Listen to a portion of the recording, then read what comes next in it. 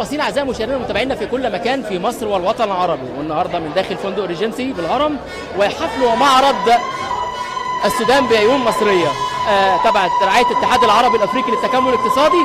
وسعدنا وشرفنا ان نلتقي اليوم بقى بلقاء مميز جدا وجميل جدا طبعا مع الاعلامي الكبير والفنان والشاعر الغنائي والفل طبعا. حبيبي ازيك يا ياسر؟ انا تملي بنبسط ان انا ببقى معاك جدا. ياسر انا بحبه كاعلامي وبحبه لو هو بيضحك وسمايل، انا بحب الضحكه جدا حبيبي وهو في الحته دي حبيبي وانا كمان بحبك بجد. بتشرف باليوم ده وبتشرف بجد اللي انا معاك يا ياسر. حبيبي لقاء مميز طبعا عشان وجودك انت حبيبي ربنا يخليك. ايه اللي لفت وشد انتباهك النهارده من طبعا السودان طبعا بتشارك النهارده في مصر عندنا من المنتجات ومن الحفل، وطبعا الناس هتتكرم النهارده من ضمنهم حضرتك. طبعا مبروك على التكريم من افضل 100 شخصيه بارزه في مصر والوطن العربي.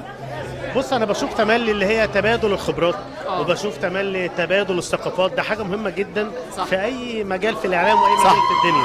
فانا فعلا مبسوط النهارده ان اخواتنا من السودان موجودين وبشوف ثقافتهم وبشوف دنيتهم، دي حاجه كويسه. وداليا عامله يوم محترم جدا وانا شايف حب الناس، شايف بقى افراح، يعني يوم حلو جدا ومميز وان شاء الله تنظيمك حلو قوي النهارده صح.